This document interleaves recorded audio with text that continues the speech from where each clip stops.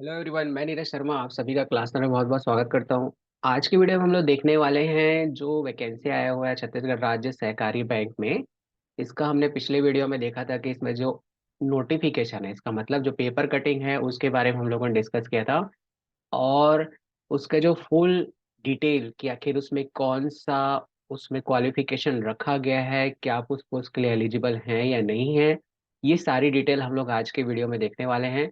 तो चलिए लेट नहीं करते, इसे शुरू करते हैं। और जैसा कि आपको स्क्रीन पे दिखाई दे रहा है, ये जो है आपका पेपर कटिंग जो था, जो पेपर में आया था वो यहाँ पर आपको दिखाई दे रहा है।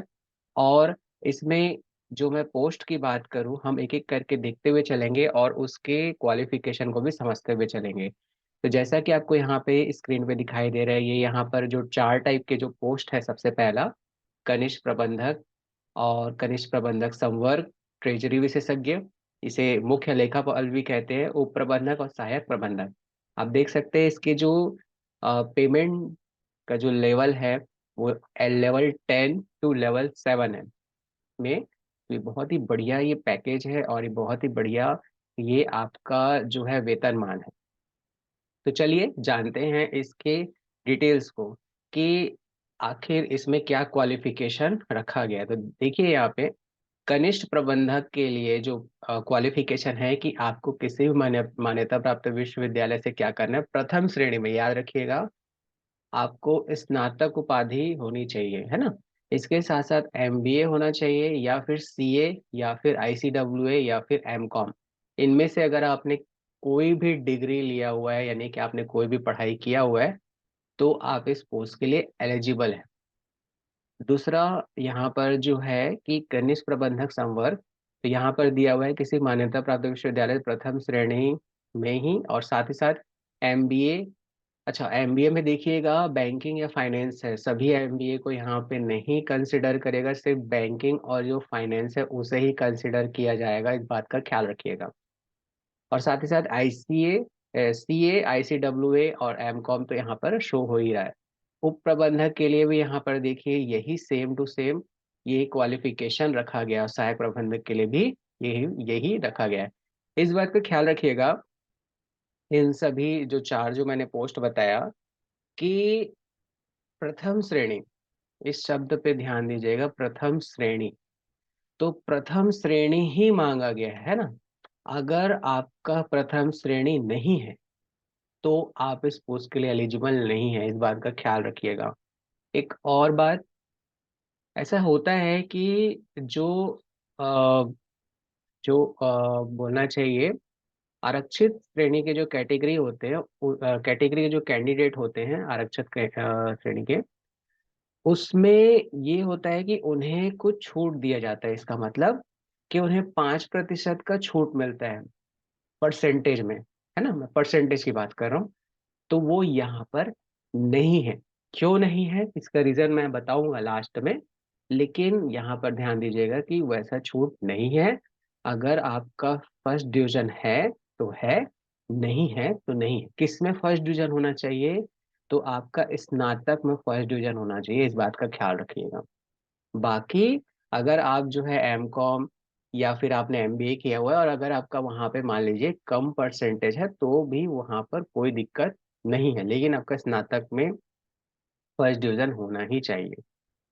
अब देखते हैं कि जो और जो पोस्ट आए हुए हैं इसी बैंक में, उसमें क्या रखा गया है ना। तो ये देखिए वेतनमान है, जो मैंने ऊपर डिस्कस किया था वही वेतनमान यहाँ पर दिया गया है।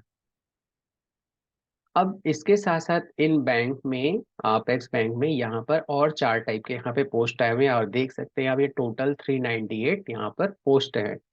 मैंने यहाँ पर क्यों डिस्कस नहीं किया कि यहाँ पर आरक्षण है या फिर कैटेगरी वाइज यहाँ पे पोस्ट को डिस्ट्रीब्यूट किया गया है, डायरेक्ट 398 क्यों कहा, इसका रीजन ये है जो कि मैं यहाँ पे बता रहा हूँ, यहाँ पर लिखा हुआ है। आप देख भी सकते हैं कि आरक्षण कि यहाँ पर आरक्षण लागू नहीं होता है। क्यों नहीं होता है, तो माननीय उच्चतम न्यायालय के निर्णय के अनुसार पंजीयक सहकारी संस्थाएं, जो यहाँ पर परिपत्र क्रमांक है आप देख सकते हैं रायपुर के द्वारा, इन बैंक्स में जो ये बैंक्स में जो वैकेंसी आया हुआ है यहाँ पर आरक्षण लागू नहीं होता। इसलिए ही जैसे कि मैंने पहले ही आपको बताया कि वहां पर आरक्षण श्रेणी के जो कैंडिडेट हैं उनको 5% का लाभ नहीं मिलेगा, पहला चीज। दूसरा, 398, इसका मतलब ये है कि अगर आप 398 रैंक तक अगर आप ले आते हैं तो आपका सिलेक्शन पक्का है। यहाँ पे कोई भी आरक्षण नहीं है, का मतलब आप जो है रैंक 1 से रैंक 398 के बीच में लेकर ही आना है। अगर इस बीच में ले आए तो आपका सिलेक्शन फिक्स है, यहाँ पे आपको कोई भी नहीं रोक सकता। पर यहाँ पे रोकेगा कौन, वो है एलिजिबिलिटी। तो चलिए देखते हैं इन पोस्ट के लिए क्या एलिजिबिलिटी रखा गया है।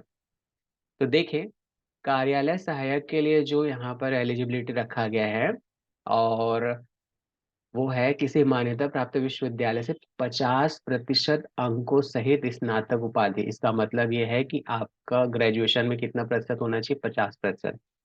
और मान्यता प्राप्त विश्वविद्यालय से पीजीडीसीए होना ही चाहिए। सामान्य सहायक में अभी आप देख सकते हैं 50% अंकों के साथ स्नातक और पीजीडीसीए। सहायक प्रबंधक में भी आप देखिए 50% अंकों के साथ स्नातक और पीजीडीसीए। और लास्ट, समिति प्रबंधक, इसमें जो है आपका स्नातक उपाधि के साथ साथ कंप्यूटर में पीजीडीसीए होना चाहिए। ध्यान दीजिएगा, इन जो ऊपर के 3 पोस्ट हैं इसमें आपका 50% होना ही चाहिए ग्रेजुएशन में। और जो समिति प्रबंधक है उसमें आप सिर्फ ग्रेजुएट हो जाएं, आपको ग्रेजुएशन होना चाहिए, चाहे आप किसी भी रैंक, मतलब कोई भी आपको परसेंटेज मिला हो, आपको सिर्फ ग्रेजुएट होना है। बस ध्यान देना है पीजीडीसीए का। अब बहुत से जो कैंडिडेट हैं, सभी लोगों का एक क्वेश्चन यहाँ पे आ रहा है कि सर ये सिर्फ पीजीडीसीए को ये मान्यता मिलेगा क्या। तो देखिए, छत्तीसगढ़ गवर्नमेंट ने क्या किया है मैं आपको बता देता हूँ, ये रूल क्या है। छत्तीसगढ़ सरकार ने एक रूल निकाला था कि अगर कंप्यूटर समकक्ष अगर योग्यता मांगा जाए तो वहाँ पर ITI, COPA, PCA, MCA, MSc, B, PGDCA, डोइक, इन सारे कोर्स को वहाँ पर वैलिड रखा गया है। पर यहाँ पर ध्यान दीजिएगा कि शैक्षणिक अर्हता क्या दिया गया है, मिनिमम इतना होना ही चाहिए। तो यहाँ पे जो नियम है वो अलग है। जो वो नियम था जो समकक्ष योग्यता में, वहां पर अलग है। यहाँ पे क्या नियम है कि आपको स्नातक होना ही है, और पीजीडीसीए एकदम स्पेसिफाई किया गया है, पीजीडीसीए। अभी तक जितना हमें पता चला है उस हिसाब से ये है कि आपको पीजीडीसीए होना कंपलसरी है। अगर आपके पास पीजीडीसीए नहीं है तो आप इस कोर्स के लिए एलिजिबल नहीं है। मैं पहले क्लियर कर देता हूँ, अभी तक जानकारी के अनुसार आपको पीजीडीसी होना कंपलसरी है। हो सकता है बाद में इसे चेंज कर दिया जाए, अगर गवर्नमेंट चाहे तो चेंज कर सकती है, लेकिन अभी तक जितना पता चला है हमें, पीजीडीसी कंपलसरी है। अगर आप पीजीडीसी हैं, आपके पास ये योग्यता है, तो आप इसके लिए क्वालिफाइड है। नहीं है तो आप क्वालिफाइड नहीं है। इस बात का ध्यान रखिएगा, क्योंकि इसमें एग्जाम जब आप फॉर्म फिल करेंगे तो उसी में ही सबसे पहला पूछ दिया जा रहा है कि पीजीडीसी है या नहीं।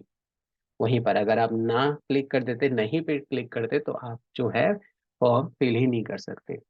तो ये था इन पोस्ट से रिलेटेड सारी जानकारी। अच्छा, इस पोस्ट के जो पेपर होगा वो कब होगा, तो वो डेट आ चुका है, वो है आपका 15 अक्टूबर 2023 को इसका पेपर होगा। इसका मतलब अगर हम देखें आज से, तो लगभग 35 दिन है आपके पास। अगर हम देखें तो 35 दिन है आपके पास। ये अगर आप 35 दिन आप अच्छे से इसके प्रिपरेशन करेंगे तो आप जरूर इस पोस्ट को पा सकते हैं।